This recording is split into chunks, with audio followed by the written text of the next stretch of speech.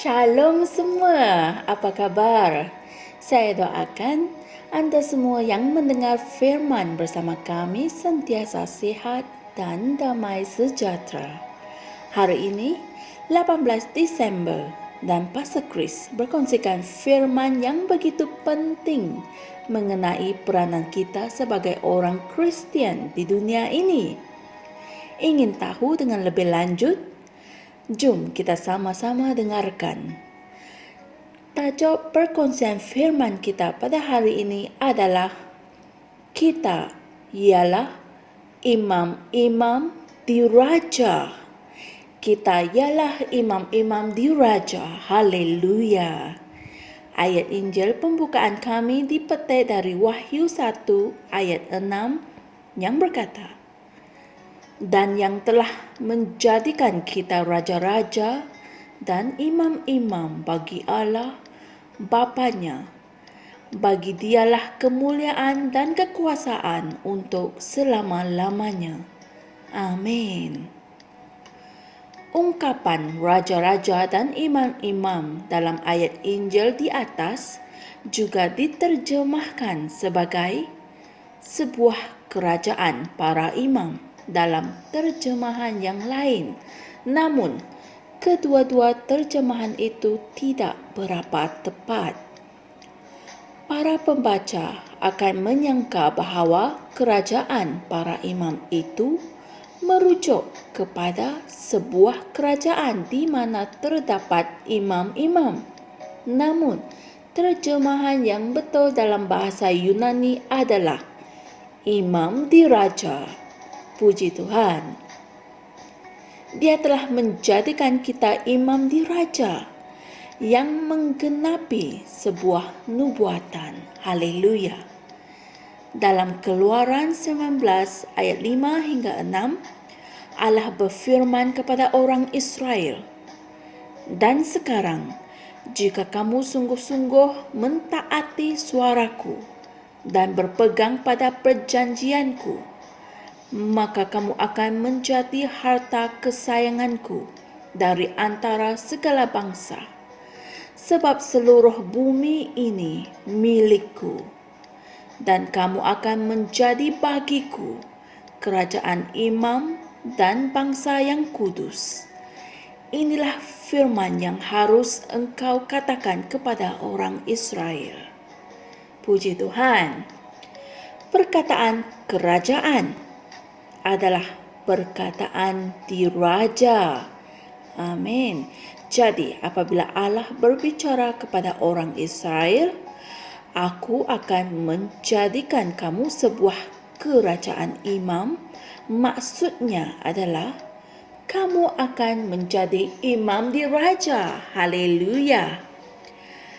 Petrus tahu bahawa nubuatan itu telah digenapi dan ianya berlaku di dalam Kristus Yesus. Amin. Alkitab mengatakan dalam 2 Korintus 1 ayat 20 yang berkata, sebab semua janji Allah di dalam Dia adalah ya. Puji Tuhan. Oleh itu, Dia memiliki imam diraja. 1 Petrus 2 ayat 9 kitab terjemahan Amplified Classic berkata, tetapi kamulah bangsa yang terpilih, imam diraja, bangsa yang berdedikasi, umat istimewa yang dibeli Allah sendiri, supaya kamu dapat memberitakan perbuatan-perbuatan yang luar biasa dan memperlihatkan kebaikan dan kesempurnaannya yang telah memanggil kamu dari kegelapan ke dalam terangnya yang menakjubkan. Haleluya. Sebagai seorang imam diraja, tanggungjawab kamu yang utama adalah bersyafaat dengan doa-doa dan permintaan. Tuhan telah memberikan kamu kekuatan dan kekuasaan untuk mengubah keadaan di bumi dengan menggunakan nama Yesus. Puji Tuhan. Jadi sekarang, bantulah Tuhan untuk melaksanakan kehendak-Nya di bumi ini, dalam keluargamu, dalam kehidupan orang di sekelilingmu, di bandar dan di negara kamu.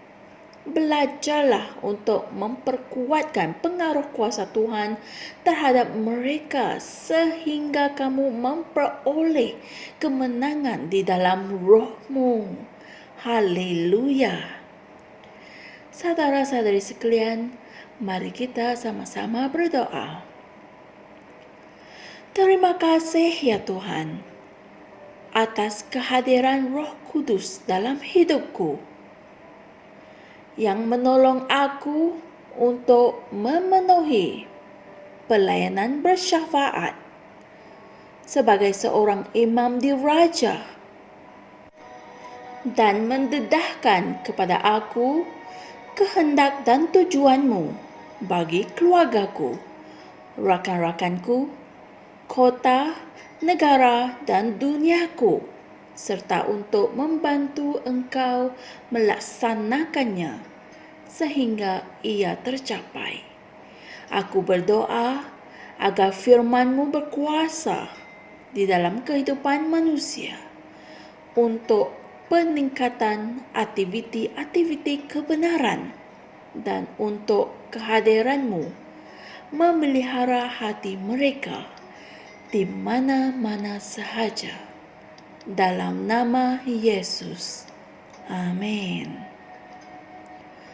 Untuk memahami perkongsian kami pada hari ini, renungkanlah Injil-Injil berikut. Yehezkiel 22 ayat 30 hingga 31, 1 Timotius 2 ayat 1 hingga 2, dan Roma 8 ayat 26 hingga 28. Haleluya, puji Tuhan. Saya percaya saudara-saudari semua sudah tahu apa peranan kita di dunia ini. Kita semua adalah imam diraja bagi Allah. Haleluya. Dan kita telah diberi kekuatan dan kekuasaan untuk mengubah apa sahaja situasi dan keadaan di bumi ini. Oleh itu, sedarlah dan ketahuilah tanggungjawabmu sebagai imam diraja, supaya kamu dapat membantu Tuhan melaksanakan kehendak-Nya di bumi. Haleluya. Jumpa lagi esok dan Tuhan berkati. Kami percaya saudara-saudari semua telah diberkati dengan perkongsian firman dari Rhapsody Reality. Bagi sesiapa yang ingin menjadikan Yesus Kristus sebagai Tuhan dalam kehidupanmu, kamu boleh mengucapkan doa ini bersama dengan saya.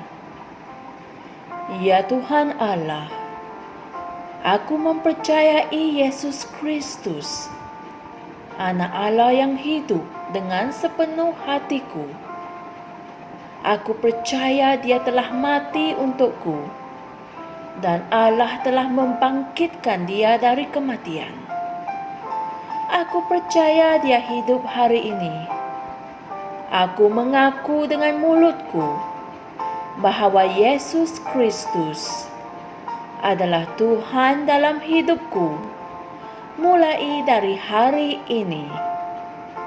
Melalui Dia dan di dalam nama-Nya, aku mempunyai kehidupan yang kekal. Aku telah dilahirkan semula. Terima kasih Allah kerana menyelamatkan jiwaku. Aku sekarang adalah anak Allah. Haleluya. Tanya, sekarang kamu telah menjadi anak Allah. Untuk apa-apa sebarang pertanyaan atau untuk mendapatkan lebih banyak maklumat mengenai bagaimana untuk bertumbuh sebagai seorang Kristian, Anda semua boleh hantar mesej di akaun Facebook kami atau email kami di tni.msia@gmail.com. tni.msia@gmail.com. msia@gmail.com. Tuhan berkati Anda semua.